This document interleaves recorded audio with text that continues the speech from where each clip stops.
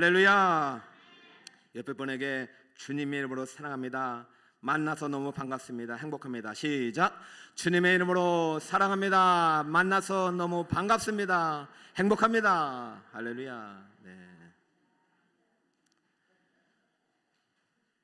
누가복음 15장 25절 32절 말씀, 돌아온 탕자의 비유입니다. 1999년에 하버드 대학교에서 농구공을 가지고 실험을 했대요. 두 팀으로 나눠가지고 한쪽은 흰 옷을 입고 한쪽은 검은 옷을 입힌 다음에 농구공을 서로 패스해가지고 흰 옷을 입은 사람들이 패스한 숫자가 얼마인지 알아맞히는 실험이에요. 그러면서 동시에 거기다 검은 옷을 입은 고릴라를 집어넣어가지고 이 사람들이 관찰할 때 과연 이 고릴라를 받느냐 안 받느냐, 이것이 진짜 문제였어요. 그 결과는 어떻게 됐느냐, 흰옷 입은 사람들이 농구공 패스하는 것을 세느라고 정작 저렇게 고릴라가 출현한 것은 못 봤다는 거예요. 고릴라가 출현, 눌러봐요. 고릴라 나오죠. 저렇게 고릴라가 요 안에서 왔다 갔다 하거든요. 계속 누르세요. 자, 고릴라가 출현한 걸 못 봤어요. 그러고 나서 이 연구팀이 이렇게 말한 거예요. 아하, 그래, 똑같은 상황을 보더라도 본인의 관심과 주의력에 따라 보는 것이 달라지는구나. 내가 보고 있는 것이 정답이 아닐 수도 있구나. 그래서 이것을 하나의 전문 용어를 만들어서 무주의 맹시, 주의를 기울이지 않으면, 주의 있게 보지 않으면 우리는 맹인과 같이 제대로 볼 수 없다 해서 무주의 맹시라는 전문 용어를 만들어서 저는 책도 만들었어요. 내리시오. 자, 오늘 본문 이야기를 하려고 합니다. 본문의 제목은 돌아온 탕자의 비유예요. 근데 끝에 물음표를 붙였어요. 왜냐하면 생각에 브레이크를 걸라는 거예요. 우리가 돌아온 탕자의 비유라고 생각하는 순간 이 본문의 이야기는 돌아온 탕자에 집중할 수밖에 없어요. 그래서 예수님께서 실질적으로 이 본문 안에서 또 하나의 탕자를 담아 놓으셨어요. 큰아들도 탕자예요. 근데 우리는 지금까지 큰아들의 탕자에 대한 생각은 안 하고 둘째 아들에 집중해서, 둘째 아들, 방탕한 탕자 아들을 사랑으로 품은 아버지의 사랑에 감격하였죠. 그러나 진짜 탕자는 첫째 아들일 수도 있다는 것이죠. 그래서 저는 본문 제목을 물음표를 붙였는데 이렇게 바꾸고자 합니다. 한번 읽어주세요. 시작. 사랑 많은 아버지와 잃어버린 두 아들의 이야기. 균형을 잡읍시다. 11절, 또 이르시되 어떤 사람에게 두 아들이 있는데, 어떤 사람이 사랑 많은 아버지예요. 그리고 두 아들이 둘 다 탕자예요. 자, 탕자 얘기는 사실 둘째 아들 오리지널 탕자 이야기로 시작하죠. 갑자기 둘째 아들이 아버지를 찾아요. 아버지 돈 많은 거 알아요. 그 돈 다 가지고 뭐 하실 거예요? 젊을 때 일을 해야 됩니다. 투자해야 됩니다. 아버지 재산을 좀 나에게 주세요. 아버지 재산을 좀 나에게 주세요. 저는 아버지가 요구하는 아들도 참 그렇지만 이거를 흔쾌히 또 주네요. 그래서 그 당시는요, 현금이 없잖아요. 그래서 논밭, 밭 같은 거 고정자산이에요. 그 동식물도 어디를 대고 가요? 이걸 다 현금화, 유동자산을 해가지고 먼 나라로 떠나버린 겁니다. 떠나서 잘 살면 좋죠. 잘 살았어요? 아니요. 허랑방탕합니다. 이 허랑방탕이 성적인 방탕도 포함되기 때문에 아주 나쁘게 사는 거예요. 방탕하게 사는, 그래서 탕자가 나온 건데요. 얼마나 잘 놀았는지 모르겠는데 그냥 그 큰 재산을 다 탕진해버리고, 그래서 먹을 것이 없자 돼지 집에 가가지고, 돼지 키우는 집 주인의 종이 돼가지고 돼지를 키우면서 돼지 집에서 살면서 돼지가 먹는 쥐염열매를 먹으면서 비참한 삶을 살다가 그제서야 깨달은 거죠. 아버지 집에 있을 때가 참 좋았구나. 아버지가 참 나를 사랑해 주셨구나. 아버지 집에는 품꾼도 사랑해 주셔서 이런 쥐염열매를 안 먹는데 차라리 아버지한테 내가 잘못됐다고 빌고 회개하고 아버지한테 품꾼으로 써달라고 하는 게 낫겠다 결심하고 이제 돌아갑니다. 아버지가 그 아들을 받아들였어요. 여러분, 오늘 1부 때는요, 군대 아들 보냈는데, 군대 아들 보내면 엄마 2년 동안 잠 못 잡니다. 아버지도 맨날 군인만 보면 다 내 아들 같아요. 지난주도 저 어디 갔다 오는데 군인 보니까 우리 아들 같았어요. 그러니 아버지는 아들이 돌아올 때까지요 계속 나간 자식 돌아오기만 밤새 기다렸던 것이죠. 그걸 몰랐죠. 아버지가 날 맞이해 줄까, 그냥 품꾼이라도 하면 좋겠다 하고 가는데 아버지는 저 멀리 머리카락 보이니까 그때부터 저게 내 아들이다 하고 달려가기 시작합니다. 야, 이 얼마나 사랑 많은 아버지인죠. 처음 듣는 얘기입니까? 여러분, 지금 오리지널 탕자 얘기예요. 그래서 그 아들이 이제 아버지가 아들을 보자마자 아들 목 껴안고 뽀뽀하고 키스하고 너무 격하게 환영하니까 이 둘째 아들이 당황했을 거예요. 이거 아닌데. 그래도 일단 각본대로 일단 잘못했다고 해야 돼. 무릎을 딱 꿇고 아버지, 하늘과 아버지에게 죄를 지었습니다. 아들로서는 합당하지 못합니다. 그러니 이제 저를 품꾼으로 써주세요. 이 품꾼 얘기를 하려고 하기도 전에 죄를 지었습니다. 회개하는 순간 됐다. 여봐라, 아무도 없느냐, 종들 아무도 없느냐, 당장 우리 아들 옷 바꿔라, 목욕시켜라, 가라지 끼워라, 신발 씌워라. 100% 지위를 회복시켜주고 살찐 송아지 잡아가지고 온 동네방네 잔치를 벌이자 하면서 이렇게 외쳤습니다. 내 아들은 죽었다가 다시 살아났으며 잃었다가 다시 얻었노다니 그들이 즐거워하더라. 자, 이 이야기가 앞으로 천국 가면 하나님 우리를 맞이할 이야기라는 거예요. 그죠? 자, 그 이야기로 지금 이렇게 하면서 할렐루야 하고 해피엔딩으로 끝난 줄 알았는데 이것이 전반이에요. 전반부. 농구 경기고 말하면 하프타임 끝난 거예요.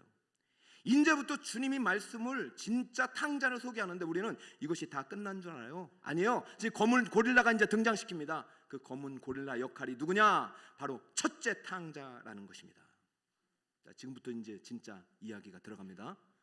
자, 첫 번째 아들, 맏아들 탕자의 등장은 너무 존재감 없이 나와요.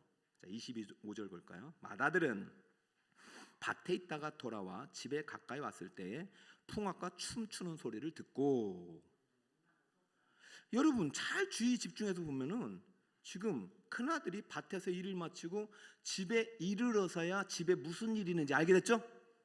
여러분, 큰아들 장남이에요. 그러면 집안에 대소사, 결혼이 있어요, 장례가 있어요. 그럼 누가 책임져야 됩니까? 아들이 총 책임을 가지고 해야 되는데 지금 온 동네 사람들을 다 모아놓고 잔치를 벌이는데 누구만 모르고 있어요? 맏아들을 모르고 있어요. 물론 열심히 일한 건 좋아요. 그런데 이것이 조금은 어색한 지금 장면이죠. 존재감 없어요. 잊혀진 존재요, 큰아들은. 그러다가 이 큰아들은 둘째 아들이 돌아왔다는 생각은 추도 못했어요. 궁금해가지고 더 당황스러운 것은 자기가 모르는 일을 종들은 알고 있네요. 26절 한 종을 불러 무슨 일인가 물은데 대답하되 당신이 동생이 돌아왔음에 당신의 아버지가 건강한 그를 다시 맞아들이게 됨으로 인하여 살찐 동안을 잡았나이다. 근데 어떻게 당신만 모르고 있습니까? 이 뒷말이 빠진 거죠. 여러분, 열 받아요, 안 받아요? 화가 나요, 안 나요? 지금 이 둘째 아들이 돌아왔다는 소식도 충격적이지만은 맏아들한테 이 아들 때문에 잔치를 벌인 것은 더 충격적이고, 게다가 이 사실을 누구만 모르고 있어요? 뭐 왕따도 아니고 말이죠. 여러분, 지금 이것을 자세히 무주의가 아니라 주의 깊게 관찰해 보면은 이 큰아들의 분노는 지극히 당연한 거예요. 28절 그가 놓아요 난 들어가 마음대로 해, 이게 뭐 하는 것이야 하면서 그러자 이제 아버지가 큰일 났다 하고 나타난 거예요. 아버지가 나와서 들어와라 얘기 안 해서 미안해. 그러나 가만히 있을 큰아들입니까? 이제 폭풍 분노가 이루어지는 겁니다. 29절 여러분, 큰아들의 심정을 한번 읽어봅시다. 여러분 읽어보세요. 시작. 아버지께 대답하여 이르되 내가 여러 해 아버지를 섬겨 멍을 어금이 없거늘 내게는 염소 새끼라도 주어 나와 내 벗으로 즐기게 하신 일이 없더니 아버지의 살림을 창녀들과 함께 삼켜버린 이 아들이 돌아오매. 여러분, 연극 같은 거 잘 안 보셨어요? 그게 아니라 지금 아들이 말이 아버지 살림을 창녀들과 삼킨 아들을 살찐 송아리를 잡으시는 이게 말이 됩니까? 지금 큰아들 지금 뭐 거의 폭발하기 직전입니다. 여러분 어떤 생각 드세요? 맞지 않나요? 옳지 않죠. 여러분 이때 당시요, 이 이야기를 처음 들은 사람이 1세기 유대인 청중입니다. 예수님 당시의 사람들. 그때 문화의 배경은 지금도 부모님을 잘 모시는 것이 우리의 미덕이지만 그때는요, 부모님이 돌아가시기 전에 유산을 요구한다? 그런 폐역한 자식입니다. 부모가 죽으란 얘기예요. 유산, 부모님 죽을 때 받는 거예요.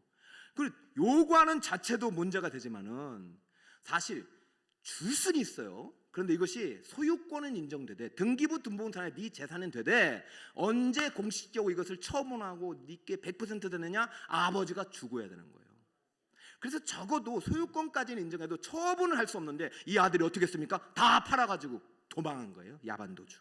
그러므로 법적으로 따지면 이런 아들은 데려다가 아주 매질해서 돌려쳐 죽일 죄악을 지은 거라고 신명기에 기록하였고, 돌아온 즉시 감옥으로 집어넣어야 돼요. 왜냐하면 주 동네 사람들의 본이 되니까, 본이 되지 못하니까요. 이런 일들이 계속 일어나면 다른 집들도 마찬가지로 아버지한테 유산 요구할 거 아닙니까? 그러니까 큰아들의 항변은 당연하죠. 아버지, 아들 품꾼 감옥에 집어넣어야 할 중죄입니다. 그런데 송아지라뇨? 나한테는 염소 새끼 준 적이 있어요, 없어요? 송아지 한 마리가 이 당시는 100인분입니다. 소 한 마리 자르면 100명이 먹을 수 있어요.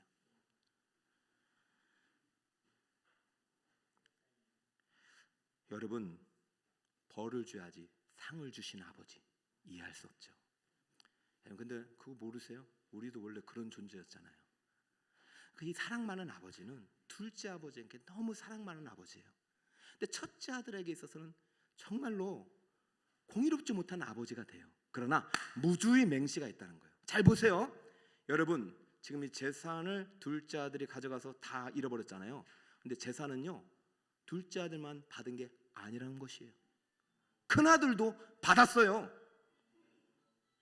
12절, 둘째가 아버지에게 말하되 아버지여, 재산 중에서 내게 돌아올 분깃을 내게 주소서 하는지라. 아버지가 그 살림을 어떻게? 각각 두 아들 나눠 주었더니. 여러분, 큰아들은요 아주 점잖은 친구예요. 모범생이에요. 그러니까 자기 말은 못해도 둘째 아들이 요구하니까 옳거니 잘됐다. 그러면 신명기법에 아들이 재산이 나눠줄 때 자녀에게 장남은 반드시 2배를 주게 돼 있습니다. 그러면 100평을 주었으면 아들은 200평 땅을 소유한 거죠. 이 살림은 이미 각각 나눠졌기 때문에 둘째 아들의 욕은 다 먹고 실질적으로 아버지의 유산은 누구도 받았어요? 큰아들도 받아. 아무도 모르게 받은 거예요. 그러니까 욕은 지금 둘째 아들이 다 먹고 큰아들은 아주 착한 아들처럼 받아서 열심히 일하다 온 거죠. 근데 생각해 보세요. 아버지에게 재산이 남아 있을까요, 없을까요? 없어요. 자, 볼까요? 또 주의 깊게 봅시다. 그 살림을 각각 나눠줬는데 이번에는 무엇을 나눠줬냐면 분깃이 아니라 살림을 각각 나눠줬어요. 이 살림이 비오스예요. 비오스를요 생명으로 주로 번역합니다. 생명을 유지시키는 수단으로서의 재산. 그러므로 아버지가 준 재산은 단순한 분깃이 아니라 자신의 생명을 준 거죠. 자신의 생명을 지킬 수 있는 마지막 모든 보험을 다 깨가지고 준 거죠. 모든 재산을 다 준 거죠. 그래, 아버지에게는 아무것도 없는 거예요. 지금 큰아들은요 무슨 생각을 하고 있을까요? 왜 분노하고 있을까요? 등기부 등본상에 아버지 재산이 누구 거예요? 지금 뭘 기다리고 있어요? 아버지 돌아가시기만. 내 둘째 아들처럼 처분을 않겠다. 아버지 돌아가시기만 기다린다. 아버지 사는 동안은 부양 의무는 내가 있기 때문에 2배를 받았다. 아버지 돌아가시기만. 그런데 그 전에 누가 내 재산에 손댔어요? 아버지. 여러분, 아버지 얘기 들어봅시다. 31절, 아버지가 이르되 예, 들어가자. 동생이 죽었다가 살아왔지 않니? 넌 항상 나와 함께 했으니 내 것이 다 누구 것? 네 것이다. 이 말은요, 이 재산 네 거 맞아. 그러나 내가 살아있는 동안은 아직 네가 맘대로 못해. 네 거지만 네가 허락하지 않을 것 같으니까 내가 너한테 얘기는 차마 못했다. 그러나 내 마음을 좀 알아다오. 네 동생은 죽었다가 이렇다가 내가 살린 거야. 나는 네 동생도 사랑하고 너도 사랑해. 내 마음을 좀 알아다오. 여러분, 아버지의 마음을 알았다면 큰아들은 이런 태도를 보이지 않죠. 자, 큰아들이 섬긴 것은, 밭에서 열심히 일한 것은 누구를 위한 섬김입니까 도대체가? 자, 볼까요? 다시 주의를 기울여서 볼까요? 아버지께 대답하여 이르되, 자, 여기서 아버지께 대답하여 이르되 라고 내가 할 때 이바요가 빠졌어요. 이두라는 저 헬라어가 빠졌는데 우리 참 이 한글 번역은 참 예의가 바라서 그런지 이바요 이 말이 빠졌어요. 내가 여러 해 아버지를 섬겨라고 안 했어요. 물론 당신이기 때문에. 지금 재산을 달라고 할 때는 아버지 파테르 분깃을 주세요라고 둘째 아들 했는데, 재산을 주고 난 다음에는 아버지란 말 안 했어요. 저 아버지께도 내러티브잖아요. 내레이터가 말하는 거잖아요. 아들은요, 아들에게 수송아지를 주었다는 것을 깨달은 순간, 둘째 아들이 다 재산을 잃고 돌아왔던 순간 자기 재산의 손해가 될까요? 이거 말한 거예요. 당신이 어떻게 이럴 수 있냐 말입니다. 내가 당신에게 노예처럼 지금까지도 노예보다도 더 열심히 섬겼지 않습니까? 그러나 아들이 섬김은 누구를 위한 것이냐 말입니다. 정말 아버지를 위해서 섬겼다면은 아버지가 이렇게 기뻐하는 일에 함께 해야 되죠. 아들은 아버지를 섬긴 것이 아니라 재물을 섬긴 거죠. 영혼을 사랑한 것이 아니라 돈을 사랑한 거죠. 그리고 아버지가 죽기만을 바랬는지도 모릅니다. 여러분, 누가 장자입니까? 우리도 예배를 드리는데 하나님께 정말 열심히 봉사한다고 하지만 그 누구를 위한 섬김일까? 한 번쯤은 질문을 던져야 되는 시점이죠. 누구를 위해서 여러분 섬기고 계십니까? 정말 여러분 부모님을 사랑하는 마음으로 공경하고 계십니까? 오늘 이 본문 안에는 탕자가 2명 있어요. 집을 떠난 탕자, 집 안에 있는 탕자, 그리고 돌아온 탕자, 아직 돌아오지 못하고 있는 큰아들 탕자, 둘밖에 없어요. 그런데 왜 이 비유를 던졌냐? 아버지는 집을 나간 탕자든 집 안에 있는 탕자든 모두 다 돌아오기를 간절히 바라는 마음으로 이 비유를 주신 거예요. 그러므로 이 비유의 제목은 돌아온 둘째 아들 탕자가 아니라 사랑 많은 아버지와 잃어버린 2 아들의 비유가 맞죠. 균형을 잡아야 진정을 우리는 아버지 마음속으로 들어갈 수 있어요. 그리고 예수님께서 정말로 이 비유를 던진 목적은 둘째 아들이 아니라 첫째 아들 때문이에요. 그리고 첫째 아들은요, 가상인물이 아니라 실제 인물을 투영한 비유예요. 자, 볼까요? 잔치에 참여하지 않고 기쁨에 참여하지 않는 대상들이 누군지 15장 1절에 그 대상이 나옵니다. 모든 세리와 죄인들이 말씀을 들으러 가까이 나오니 바리새인과 서기관들이 수군거려 이르되 이 사람이 죄인을 영접하고 음식을 같이 먹는다 하더라. 이 사람이 누굽니까? 예수님이 이런 자를 구원하기 위해서, 그들을 대속의 피를 흘리기 위해서 오셔서 모든 죄인들을, 탕자들을 불러서 그들이 주님 앞에 돌아오자 너무 기뻐서 함께 즐거워 기뻐하고 있는데 이 잔치에 참여하지 않고 비난하고 공격하고 있는 사람들이 누굽니까? 바리새인과 서기관, 종교 지도자들, 오랫동안 하나님을 믿었다고 하는 사람들, 하나님의 집에 제사를 드리는 사람들, 주인. 여러분, 이거 가볍게 닫지 마시고 내가 될 수 있다는 거예요. 내가. 여러분, 집 안에 있는 탕자입니까? 집 밖에 있는 탕자입니까? 예수님은 같이 좀 기뻐하면 얼마나 좋아요. 예수님 먹고 있는데 죄인을 영접하고 음식을 같이 먹을 수 있습니까? 라고 하는 자들을 향하여 예수께서 그들 바리새인과 서기관들에게 이 비유를 주신 거예요.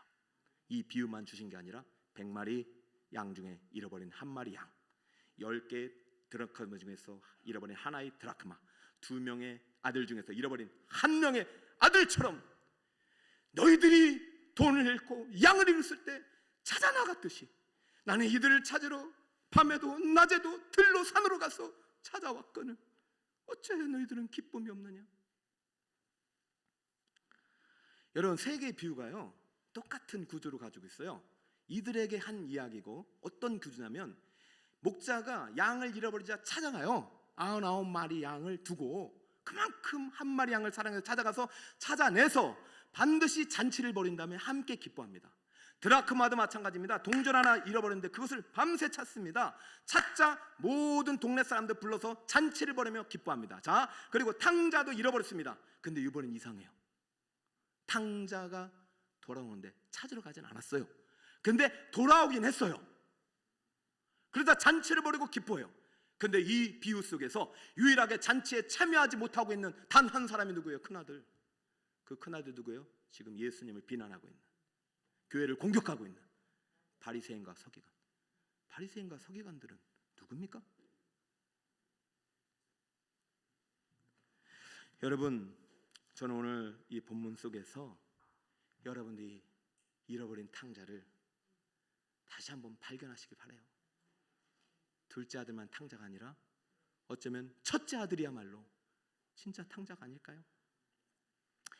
주님은 이 본문을 통해서 모든 탕자와 같은 삶을 살고 있는 우리들을 초청하고 있는 거예요. 큰 아들, 작은 아들, 그리고 셋째 아들, 넷째 아들, 다섯, 여섯째 아들. 여러분, 그들이 돌아오기를 바라요.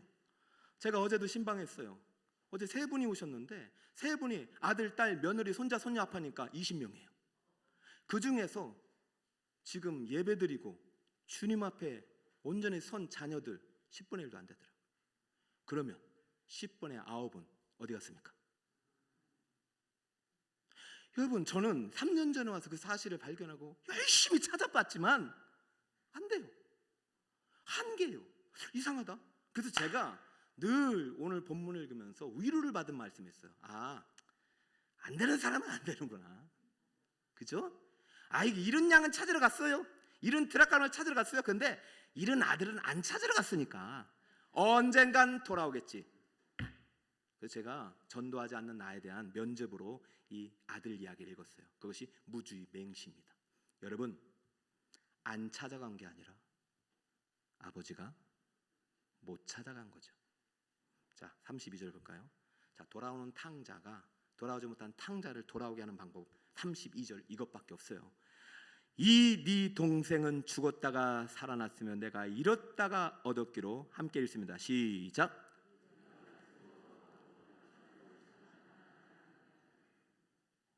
누가? 우리가. 이 우리 안에 누가 있어요? 아버지와 아들이. 집안에 있는 아들이. 여러분, 저는 이걸 읽으면서 마음이 왜 아팠냐면 아버지가 안 간 것이 아니라 못 간 거예요. 왜?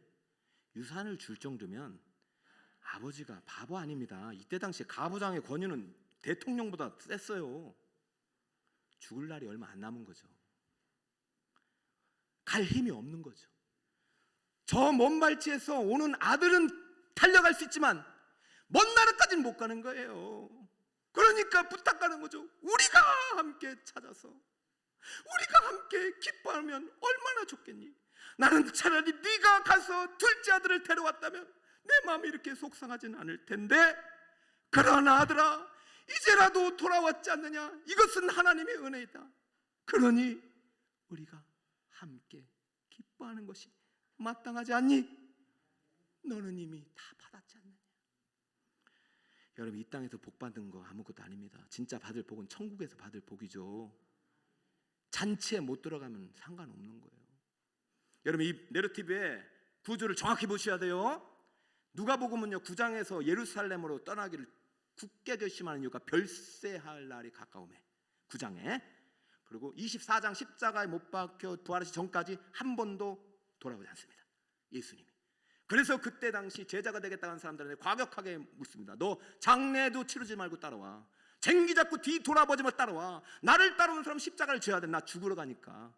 그때 시점이. 그러면 지금 이 15장은 9장 24장의 정중앙에 배치한 이 비유가 바뀌고 있죠. 찾으러 가고 찾으러 가다가 찾으러 못 갑니다. 왜? 죽음을 앞두고 있기 때문에. 그럼 누구 보고 찾아 나서라는 것이죠? 우리가. 저는 이 본문을 읽으면서 너무나도 마음이 참 죄송했고, 그렇구나, 십자가의 강도처럼 구원받는 사람이나 둘째 아들처럼 돌아오는 경우는 정말 본문에 몇 번 있습니까? 없어요. 우리가 착각하면 안 돼요. 다른 길은 없어요. 다른 길은 없어요. 오직 예수만이 구원이고 전도만이 구원이에요. 다른 길을 주신 적이 없어요. 다른 길로 오는 거는요, 정말 로또보다도 번개 받는 것보다 더 힘든 일이에요. 그러니까 우리가 할 수 있는 일은 우리가 함께 찾아서 함께 즐거워하자꾸나. 이것이 아버지의 마음이에요. 비록 못했을지라도 즐거워는 할 수 있지 않느냐. 천국 가는 길을 알고 있는 여러분, 간 여러분들은 첫째 아들입니까? 둘째 아들입니까? 어느 대학생이 공부를 하다가 막차를 탔어요. 막 달려가가지고 지하철을 탔는데 막차를 타다 보니까 아무도 없는 거예요. 근데 이것이 막차다 미아역에서 한 손님이 타는 걸 봤어요. 이 손님은 나이가 지긋하니 인생 힘든지 술 먹고 취객이에요. 인생이 뭐 어쩌고 막 노래를 부르면서 하다가 이제 미아역을 출발하니 갑자기 잠에서 술에서 깨듯이 학생 이거 기름으로 가는 거 맞죠? 그래서 학생이 곰곰이 생각하다가 어르신 이 기차는 기름이 아니라 전기로 갑니다. 그러니까 이 취객이 깜짝 놀라서 그래요? 큰일 났다고? 그 다음에 미아 사거리에서 확 내려버렸어요. 그래서 이제 문이 딱 닫히고 이제 기차가 쫙 출발하는데 안내방송에 나온 것이죠. 다음 정차역은 기름역입니다. 그 순간 내가 제대로 들었어야 되는데 기름역을 기름으로 들어가지고 이 아저씨 막차인데 이거 어떡하나. 그 대학생이 착해서 한 달 동안 잠을 못 잤다고 그래요. 천국 가는 길은 다른 길 없어요. 여러분 저절로 안 옵니다. 우리가 함께 찾아내요. 우리가 함께 기뻐하는 것이 마땅하지 않니? 행복 대축제는요 관계전도입니다. 그 잔치에 참여한 사람은 천국의 예비 잔치를 참여하는 거예요. 천국 갈 가능성이 시작되는 거죠. 사랑하는 성도 여러분, 여러분의 관계 제일 중요한 관계가 누굴까요? 아버지, 어머니, 아들, 딸, 형제, 자매예요. 여러분 그들을 한 번이라도 천국 가는 길 소개하지 않았다면 사랑하는 거 아니죠. 큰아들이 아버지의 마음을 정말 아버지가 우리를 사랑하고 자신의 생명 같은 자산을 주시까지 아들을 주기까지 사랑한다는 것을 깨달았다면 한 번은 전하죠. 대학생처럼 마음 아파하지 마시고 예수님을 전할 수 있는 좋은 기회를 여러분들이 선물할 수 있기를 축복합니다. 자, 따라 볼까요? 함께 찾아내요. 함께 즐거워하자. 자, 이거 한번 다 받으셨죠? 네. 제가 이거 할 때마다 죄송해요. 근데 저도 회개하는 마음이에요. 저도 그랬잖아요. 아버지 안 찾아갔어. 못 찾아간 거예요. 우리가 안 가면 안 와요.